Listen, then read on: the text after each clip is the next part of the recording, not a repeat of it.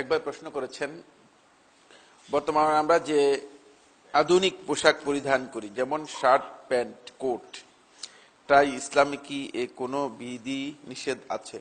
এটি আধুনিক পোশাক, মানে আপনি নাম দিয়েছেন আর কি, আসলে আধুনিক না। পোশাক প্যান্ট বহু আগ থেকেই প্রচলিত ছিল। আস্তে আস্তে আগে একটু ঢিলা ছিল, পরে টাইট হয়েছে আর কি, বুঝলেন। এই ছাড়া আর কিছুই না। শার্ট আগে ছিল, এটার নাম আরবিতে কামিজ, ধরন চেঞ্জ হয়েছে। বাকি এগুলো আধুনিক পোশাক, আপনি নাম দিয়েছেন, এগুলো আধুনিক পোশাক এটা নয়, এটা অনেক আগ থেকেই আছে। পোশাকের ইসলামী বিধান কোড যদি মেনটেন করা হয় তাহলে প্যান্ট পরা জায়েজ।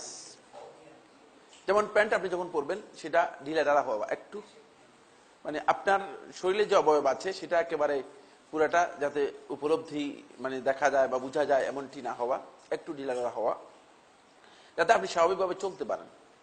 এটা এক নম্বর। দুই নম্বর হচ্ছে সেটা টাকনু এর নিচে না যাওয়া।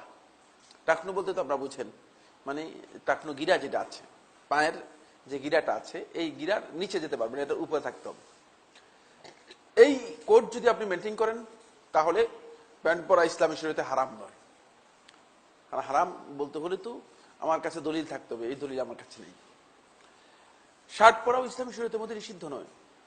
শার্ট আপনি পরতে পারেন, সেটি শালীন সুন্দর হওয়াটা উত্তম, সে পরতে পারবেন।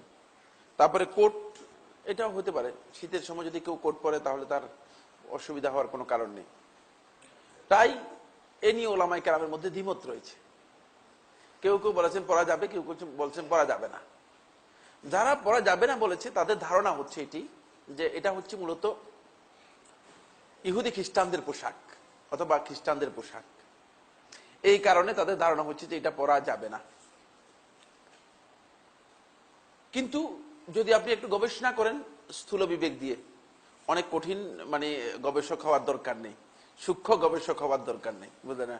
ডুবুরির মতো সমুদ্র সেচ করে আপনি যে মুক্তা নিয়ে আসবেন এরকমও দরকার নেই। আরো সহজ গবেষণা, যদি হালকা গবেষণা করেন, যে দুনিয়ার কোনো স্টাডির মধ্যে এ কথা বলা নেই যে এটা ইহুদিদের জন্য নির্দিষ্ট কোনো ধর্মীয় পোশাক অথবা খ্রিস্টানদের কোনো ধর্মীয় পোশাক না। ইহুদিদের যদি ধর্মীয় পোশাক হয় তাহলে সূর্য পশ্চিম দিকে উঠা পর্যন্ত খ্রিস্টানরা পরবে না, ঠিক কিনা?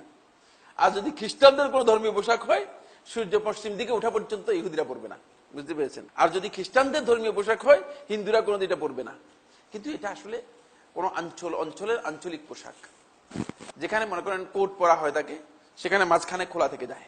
এখন শীতকালে মানে শীতের ঠান্ডা, আপনি সৌদি আরবে থাকলে অথবা শীত প্রধান দেশগুলোতে থাকলে দেখবেন যে এখানে বুকে দিয়ে কিভাবে মানে ঠান্ডার সেল মারতেছে, আঘাত মারতেছে, বুঝতে পেরেছেন?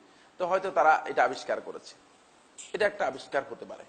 তবে এটা সুনির্দিষ্ট কোনো ধর্মীয় পোশাক নয়। যেহেতু কোনো ধর্মীয় পোশাক নয়, সেহেতু এটি হারাম হওয়ার পক্ষে রাসূলুল্লাহ সাল্লাল্লাহু আলাইহি ওয়াসাল্লামের কোনো দলিল নেই, কোনো দলিল নেই। সুতরাং এটি হারাম হওয়ার কোনো কারণ নেই ইসলামী শরিয়া অনুযায়ী।